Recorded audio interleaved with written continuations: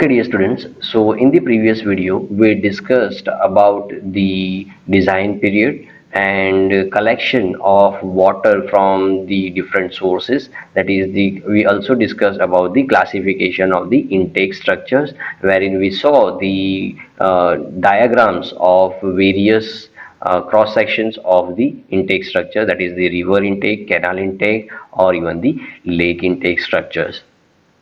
Let us now move towards the next topic, that is the conveyance of water. So once you have withdrawn the water from the different intake structures, next step is to convey the water to the water treatment plant for purification purpose. Right? For this particular case, there are three different cases available. That is, the case one says that source is at a higher elevation and water treatment plant is at a lower elevation. So in that particular case, water will flow under the gravity, right? So in case of gravity flow, the different conveyance system that is employed is open channels, aqueducts, or even the pipelines. Then comes the case 2, where source is at a lower elevation and water treatment plant is at a higher elevation. So in this particular case, it is a compulsion for us to supply or convey the water in closed pipelines under pressure. Okay. And case 3, underground source within the city, right? That is the bore well which is constructed within the city, right, and pumped through the tube well to the overhead reservoir. Water is once pumped from the tube well and it is supplied to the overhead reservoir of the particular area, and just after disinfecting with the help of chlorine, it is supplied or distributed to the city. Okay, so these are the three different cases for conveying the water.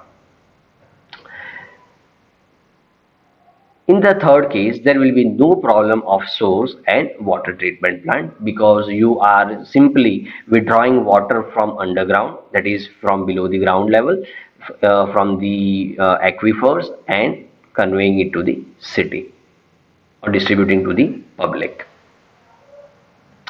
Let's talk about the open channels. So the open channels are now occasionally used to supply water from source to the water treatment plant. These are used because they are constructed very easily and cheaply just by cutting in high grounds and banking in low grounds. Lining is done to prevent seepage and contamination, because we all know when you construct or when you dig a channel by cutting, right, there are high chances of water seepage if you are not doing any kind of plastering or lining. Okay, then for gravitational flow, uniform longitudinal slope is required. So while constructing an open channel, we have to take care that you provide a sufficient slope for the gravitational flow. In case of open channels, there are always loss due to seepage and evaporation, right? Why evaporation? Because it is open, so it is exposed to the sunlight. So in the presence of sunlight, the water gets evaporated. So you can have a look at this open channel. The various shapes are trapezoidal, triangular, or rectangular. Clear? Let's now talk about the aqueducts. So these are closed conduit constructed with masonry and used for conveying water from source to the treatment plant or point of distribution. These may be constructed with bricks or stones or even RCC. Okay. In olden days, rectangular aqueducts were used, but nowadays horseshoe or circular sections are used. These aqueducts are mostly constructed with cement concrete. the average velocity should be 1 meter per second. Okay, in order to convey the water in the aqueducts, the minimum average velocity should be 1 meter per second. So this is the picture of the aqueduct. You can see the cross section. So this is the aqueduct, and the water is supplied from here on this, from in this way. Okay, let me show you the cross section so that you will get a better clarity. Okay, so these are the aqueducts. So at the top there will be a tunnel or a closed conduit, right? Depending on the requirement they will be constructing. Okay, so this is the rectangular,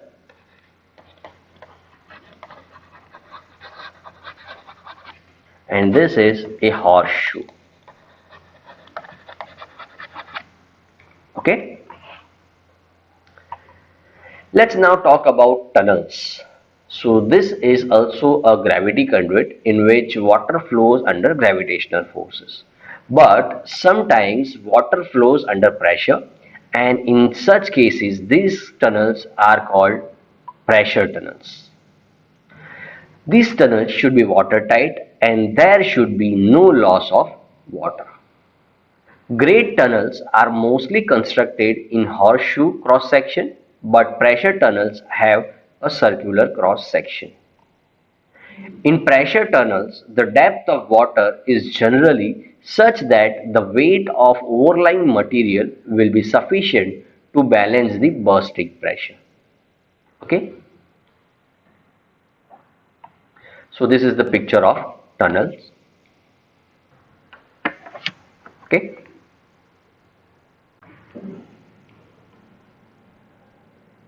so let's now move towards the next topic, that is the flumes. So these are open channels supported over the grounds over trestles. Now what do you mean by trestles? So trestles are nothing but the supports. Okay, I'll just draw it for you.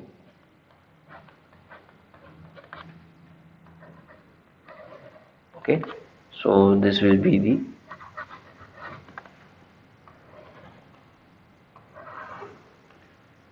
okay, so they are usually made up of wood or metal.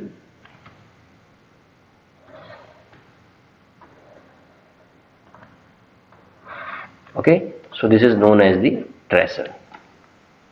Clear?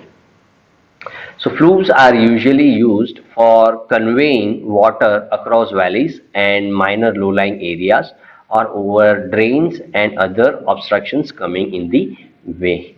Okay, so flumes may be constructed with RCC, wood or metal, and the common sections are rectangular or circular.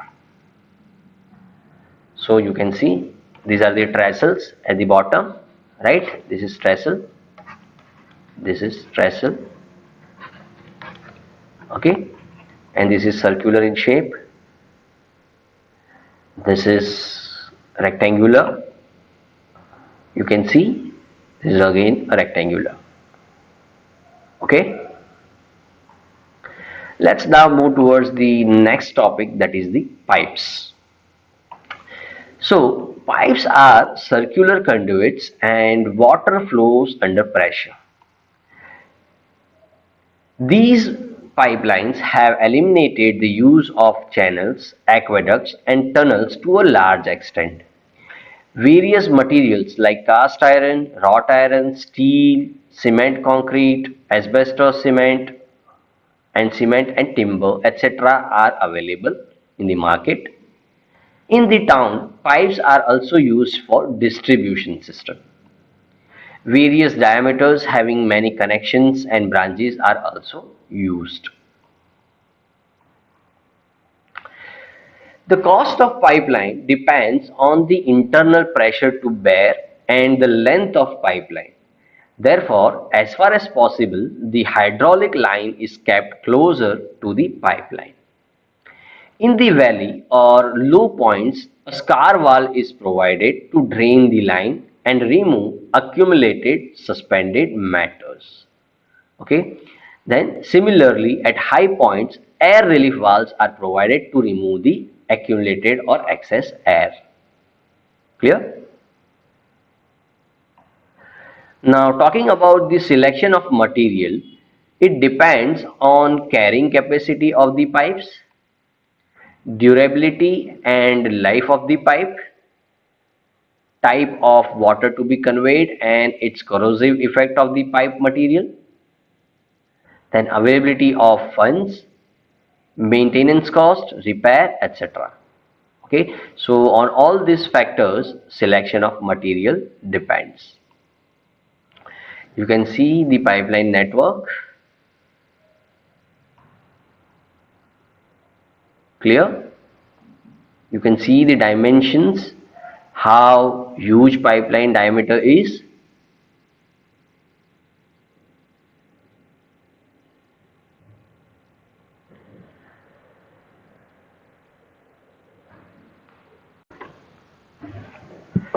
So let us now start with the next topic, that is the classification of pipes.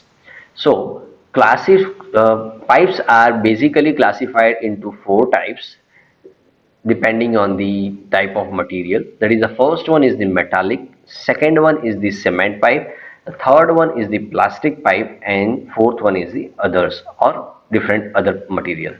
So talking about the metallic pipes, the first one is the cast iron pipe or wrought iron pipe, and the third one is the steel pipe. Cement pipes are RCC or PCC or even asbestos cement pipe. Then the third one is the pre-stressed concrete pipe. Then plastic pipes are of two types, that is polyethylene and PVC, and others are, that is GRP, that is glass reinforced polymer. Okay, so we will be discussing about each of these in detail in the next video.